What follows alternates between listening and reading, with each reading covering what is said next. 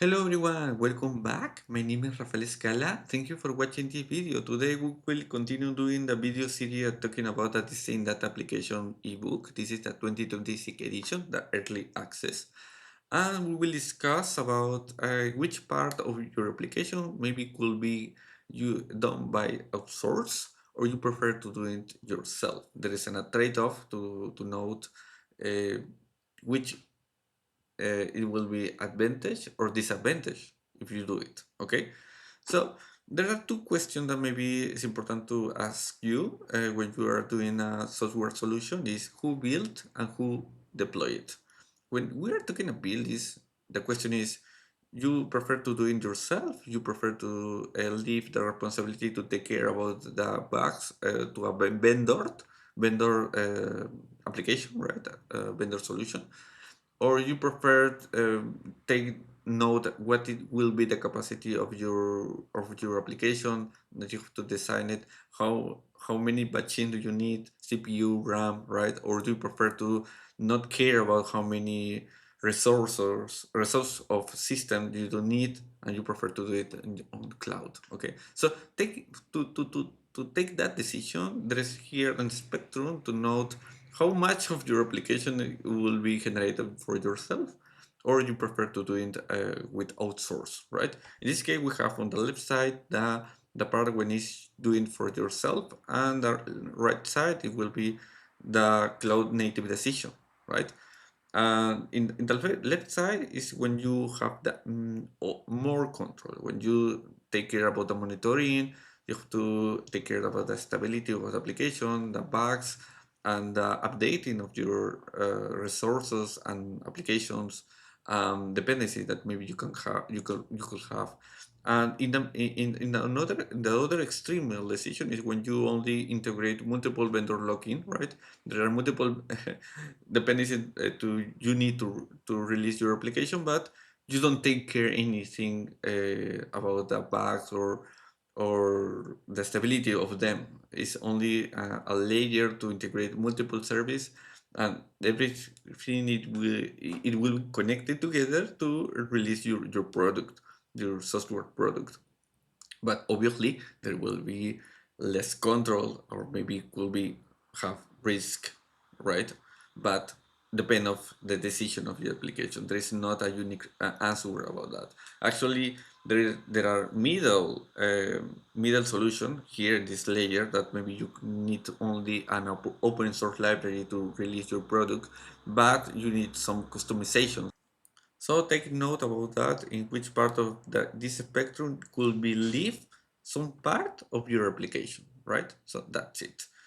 And maybe the main goal that maybe you have to think is who is the cheapest and the most reliable for you or for your application, because that is the main idea, I think, to achieve the cheapest and the reliable. That's it. There are multiple questions that maybe you can ask to understand or note on which part of this spectrum it could leave some part of the responsibility of your software solution. Okay, the first question maybe could be, what is your competitive advantage? Okay, this is actually a management wisdom that when you are creating an engineer solution or software solution, you have to take note that the solution that it will be released, there are competitors, right? And maybe your solution should be having a difference, right? So this difference is the core of your application. I mean, that will be the revenue or the reason that multiple customers will buy your system or generate the engagement, right? So for that, maybe you have to take note that that will be maybe the part that will have to take care about that, because that will be the revenue value that you will generate for the organization. So for that reason, you have to create a difference. You have to create something customized, so, right?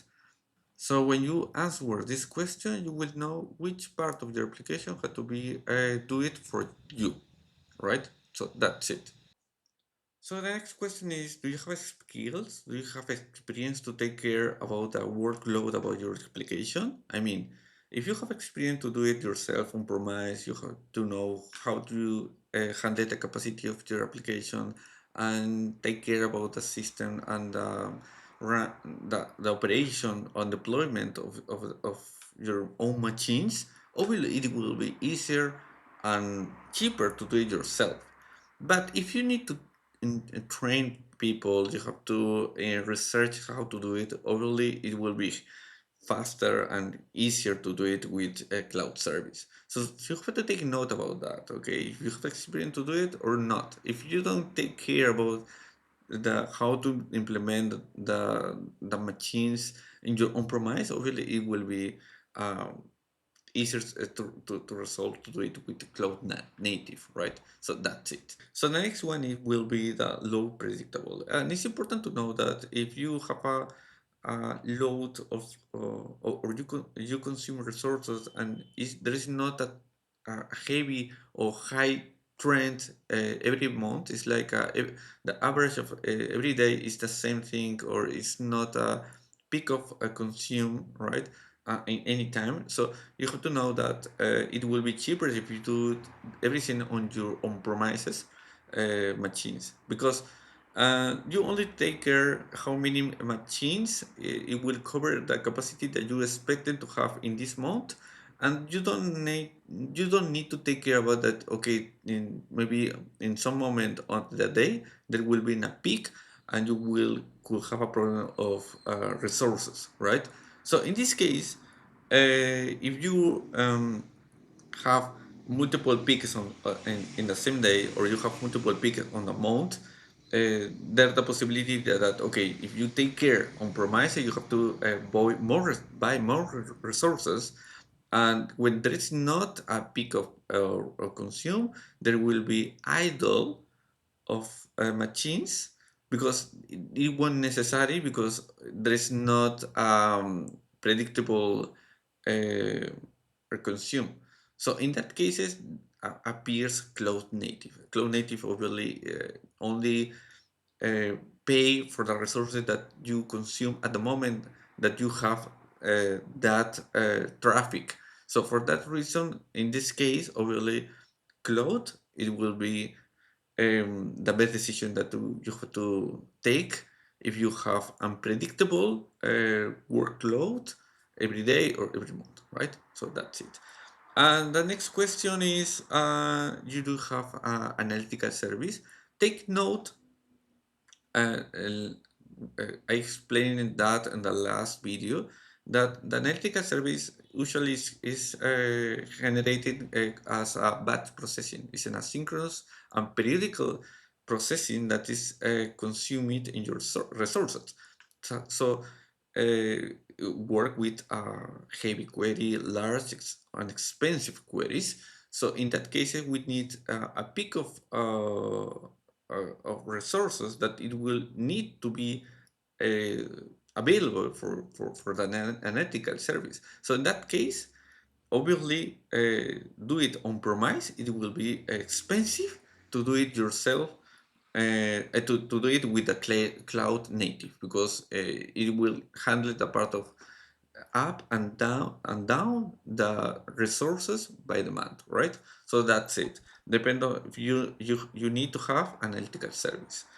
And the next question is if you have a particular customization. I mean, taking out that is question is not only to compare if you will set your virtual machine or you will do it with uh, your own machines, right? In that question is mean if you want to, for example, take care about the authentication service, or you prefer to do it yourself because your authentication includes something so super different than the rest of the application, right? And maybe there is an encryption authentication. I don't know.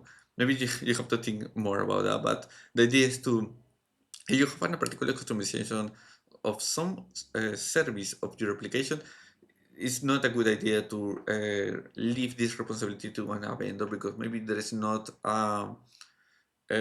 service available for this customization, right? So that's it. And The problem is that if you take note that, okay, I will take this vendor to outsource some part of my application, there will be a vendor dependency. And take note that if this vendor uh, usually shut down, right, or there is a risk of the change of the plans, the prices of the plans that you can have with them, uh, there will be a heavy problem if in the future you don't want to have this compatibility with this vendor. Actually, it will be expensive if you want to migrate or refactor your application to support another vendor, or you prefer to do it yourself. So this question is very important, and you have to take note that if you decided to use an vendor tool, right? um, you will have a long-term service with them, right? And take note that if this vendor have a trusty data secure, because when you have a dependency, you depend actually the security of them, right? That's it.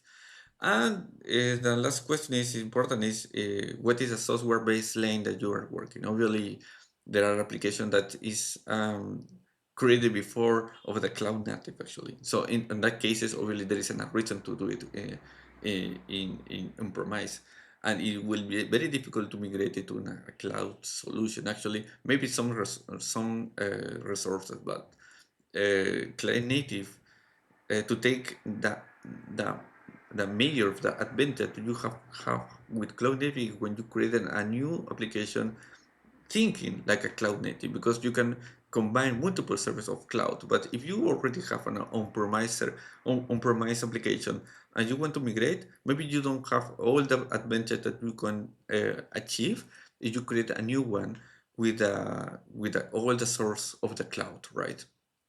So take note about that. And obviously, if you decided to use a cloud native, you have to take note that you don't will know how many resources or monitor the logs or resources or the individual machine that you are consuming in your application, because in the cloud native is vendor log, right? So that's it. Okay, compare the difference about self-hosted and the cloud native that maybe we can have if we decide to use Azure or Amazon Web Service, right? So in this case, if you want to decide to do it on-premise or on self-hosted in your on your machine, actually, you have to take care about the disk storage that include the CPU RAM, right? And if you want to a copy of the data or backup of the data, you have to take a note that you have to use a redundant array of independent disks to support the copies of the data, right? And the file system and the operation of system usually is using Linux, so that's it. But in the case of the cloud native, you have multiple ways to create machines to deploy your application or instance with greater variety of size. So you can decide how many resources do you need, and that is the advantage that you have on the cloud native. And if you want to, for example, take care or you have to um, use the file system that you can have when you are creating your own premise solution, we have virtual storage in the case of the cloud native. And but take note that if you are using the virtual machine ephemeral created in this virtual machine, sorry, but when you are creating a virtual machine, the idea to be here is that it could be ephemeral, because if there is enough failure of this machine, had to be recovered or replicated in another place, and obviously the storage that was created in that virtual machine, it will be deleted. So the idea of this is not to use the storage that we can have in the virtual machine. And for that case, we have two solutions on the cloud native to handle the storage, the persistent storage, like a file system that we can have, on a operation system like Linux, right? In this case, we have a virtual disk storage. It's like a storage that is shared with multiple customers. You will have the possibility to work with the file system, right? There is a low latency and a high IOPS, that is input output per second, right? The disadvantage of this virtual disk storage that is that you need to take care about the logs and the coordination, because there is no way that two service can modify the same file at the same time. You have to care about the concurrency and the logging, right? But there is a strong consistency. I mean, when you are editing a file, you will instantly to receive the same when you are trying to get the data the file, you will receive the file that was updated in that moment. It's not in summary, there is not an eventual consistency. The file that you modified is the file that you can read it before. That's all. In the case of this is that the good advantage that we can have in this virtual disk storage is that we can support partial writes with offset. So you can decide that in which part of the file you want to update, or you want to add some some piece of text, right, or anything.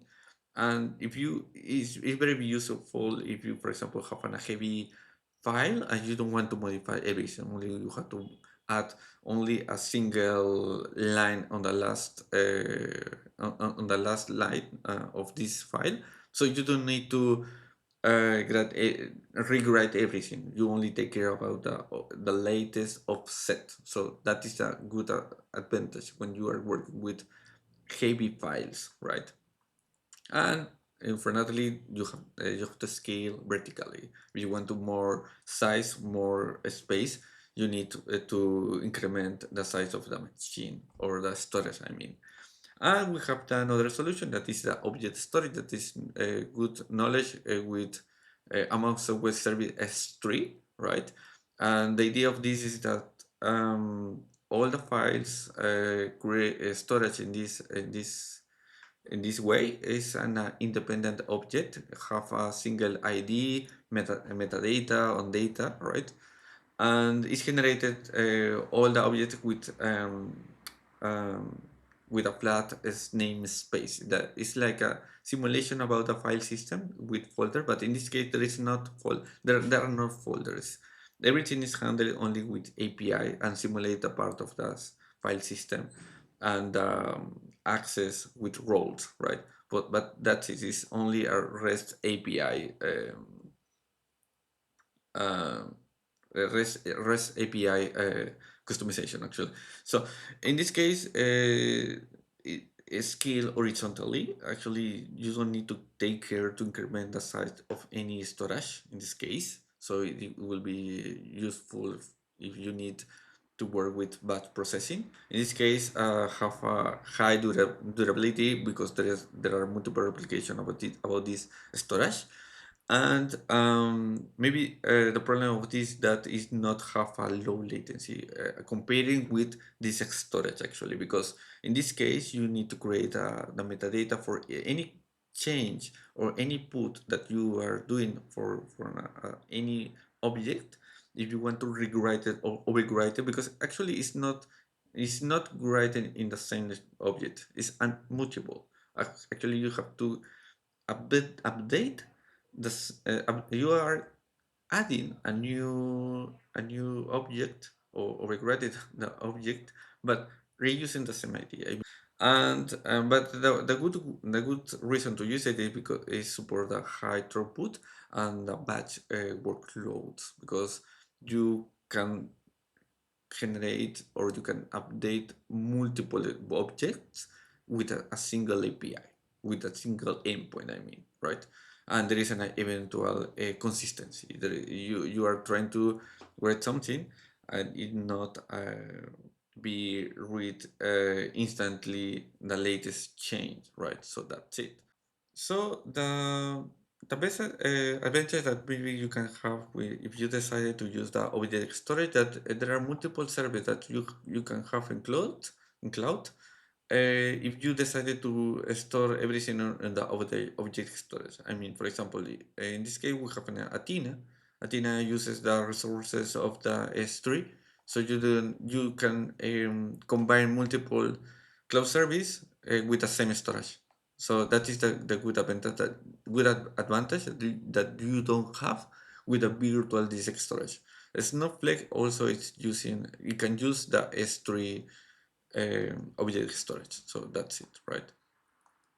And take note that in the case that you are working with self-hosted, there are people that is maintain that, and it's called database administrator or system administrators.